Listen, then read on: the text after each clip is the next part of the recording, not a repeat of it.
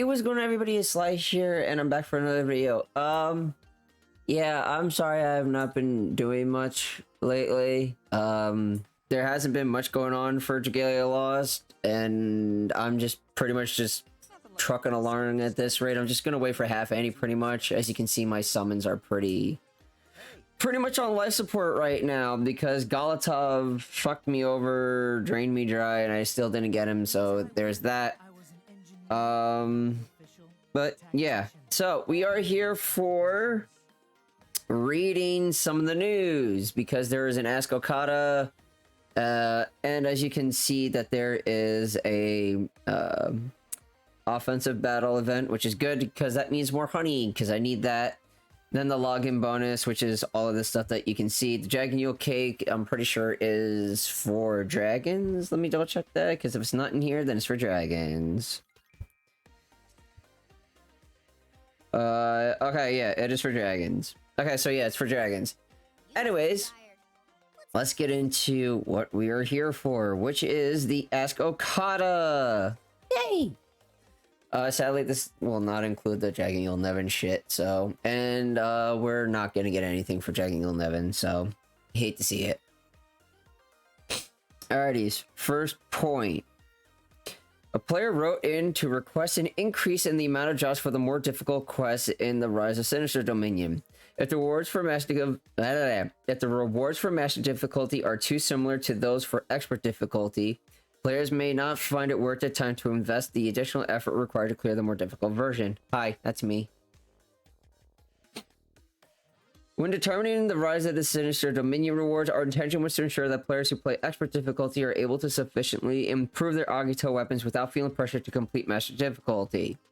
We will consider making adjustments to these rewards when new high difficulty content that pits players against the 5 Great Worms in their primordial forms is introduced in December. So this month we're getting 0 dragons. Can't wait to see that. Alright, next point. In the recent Faith Forsaken Part 2 raid event, players were able to earn rewards based on how much damage they dealt to the raid boss. Some players enjoyed this change of pace and co-op play, but were quickly demoralized when they realized that their results would not be counted if the host left mid-battle. In addition, some were frustrated that they had to wait for lengthy cinematic scenes to finish during the quest on Nightmare difficulty, especially since the event encouraged playing this quest multiple times to earn the full amount of daily damage rewards. For players who prefer to play Nightmare difficulty once a day and move on, it would be nice to have some other form of rewards, such as those based on an individual player's contribution. Hi, that's me again. Since the Faith Forsaken raid event was held in celebration of the game's third anniversary, we really wanted to make the climactic showdown with Satan memorable, and that adding cinematic scenes was one way to accomplish that. In retrospect, it may have been wise to allow players to skip scenes that they already had. Sorry. It may have been wise to allow players to skip scenes that they have already seen, since these quests are designed to be played at least once a day for the duration of the event. It's clear that some players prefer to complete their quests as quickly as possible, so we will consider adding a scene skip feature to those sorts of battles. Regarding daily damage rewards, while we feel that this was a good first attempt at this mechanic, there's clearly room for improvement, and we will consider how to implement it in a more enjoyable way in the future.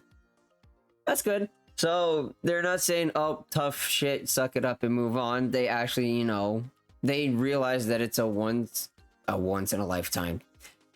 It's a first attempt at something that they wanted to try out, and they're just gonna go based off feedback. So that's pretty good.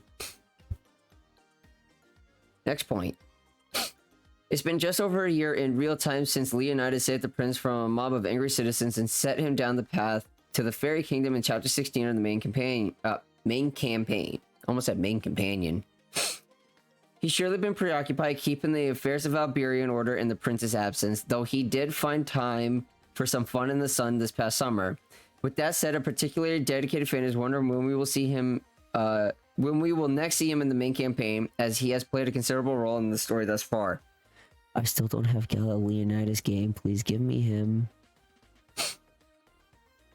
While it would be wonderful to have Leonidas take part in upcoming main campaign chapters, it's important to remember that the prince's other siblings also deserve some time in the spotlight.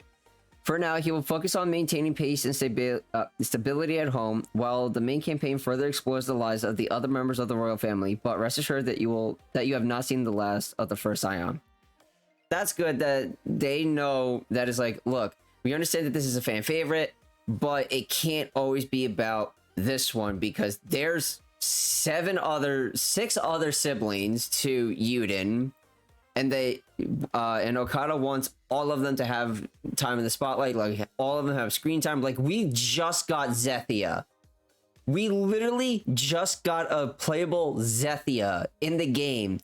It took 3 years for that. So I'm glad he realizes, like, hey man, he's got 6 other siblings. It can't all be about like this couple handfuls. So I'm glad that they realized that. And then the last point, a linguistically inclined player wrote in to ask how to say, please teach me your language to Surtur, the boss in the, I'm just going to say Sindom, who has a unique way of communicating in the language that he understands. They are very curious to figure out exactly what it is that he's saying to them during the fight. Surtur's quotes and skill names may appear to be gibberish, but they in fact can be translated into English using a certain method. However, I think that not knowing what he's saying is part of what makes the fight novel and exciting. So you can enjoy it regardless of whether you're fluent in Surtur's native tongue. Okay. I mean, I kind of wish they told us, like, what the language was, but if they want to keep it, you know, like a mystery and, like, have players think on their feet, then that's pretty good. That's pretty much it for the Okada feedback thingy. I'm not going to get into the Dragalia 11 stuff that I mentioned earlier. We already did that in the podcast, so I'm not including that in this. However, there will be a few more thingies that I go over. I was going to say 2, but then I kept looking at the news. Yeah. So, Anelli is getting her spiral. Skill 1 stuns and paralyzes, dispels, and all that jazz, and it is shareable. There was something about Legends Twins because they can be stunned, so I guess it can be used for inflicting stun and then DPS skipping and just seeing how that goes. I think I have her. Question mark. You know what? While we're here, let me just check to see if I do or don't.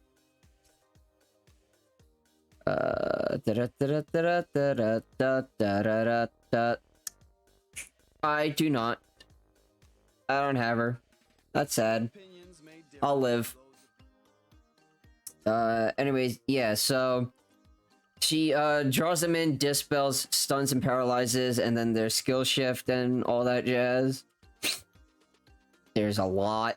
She dispels on all of them, so don't worry about it.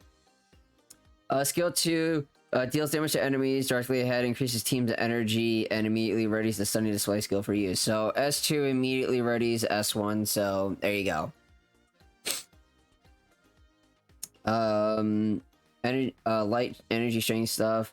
Abilities increases damage to stun enemies by 10%, and when HP is 70 or above, increases attack skill damage by 35. Also, using stunning display will grant the user strength amp with a maximum team amp level of 2. Awesome, she has potent poison res, so just give her curse stuff. And that's pretty much it. She gets energized strength for 15. She gets strength if she's energized.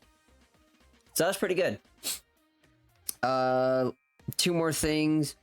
Yeah, Asura Light Raid. This is Anelli stuff. I haven't done it yet. I should really do that. Like I said, I haven't been playing much, like, at all. I've just been coasting and cruising. Oh, whoops, that's the wrong one that I want to click. This. Legend Yaldi's here! Fuck 'em. There's your answer. Within the first 3 hours of this being, with this being a thing, yeah, literally only 1 person cleared it. Within the first 3 hours, 1 person has cleared this. We are 24 plus 12. We are about 36.5 hours in. I don't know how many people have cleared. I'm sure there are multiple now. But yeah, but 33.5 hours ago, there was only 1 clear. So just let that sink in of how much of a bitch he is. Do keep in mind, though, it's literally not necessary. It is pure flex of completing that event. yeah, that's pretty much it for the video. Like I said, there's not much to go on. I apologize for not getting out the OKADA video sooner. Yeah, this is an I think this is a defensive event. It's a rerun. I haven't done it in a bit. I'm pretty sure it's, you know what, while we're here, because I don't want to give out incorrect information. Oh, it's an onslaught event. I just saw it right there. Okay. But yeah, anyways, is it gonna be Lily? It's not a Lily. Cool, there's an Angie tree. Hey, Victor. But yeah, it's an onslaught event, so that means farm up honey, which is good because I really need honey because I am poor as shit. But anyways, that's gonna be it for the video. Thank you all so much for watching. Again, I'm sorry I got this out late. I just I just didn't have like the drive to do it, and then Ask OKADA came out, and then just a lot of stuff for Destiny 2 happened that I wanted to play and I was waiting for because it was the 30th anniversary. So yeah, I kind of got sucked into that. But yeah, nonetheless, I did make sure that I at least pumped out the video. I'm sorry if it's like a day or two late. But yeah, that's going to be it for the video. Thank you all so much for watching. If you did enjoy the video, make sure to hit the like button. If you haven't already, hit subscribe and turn on notifications to stay up to date with everything on the channel. Until next time, I'll see you all in the next one. Peace.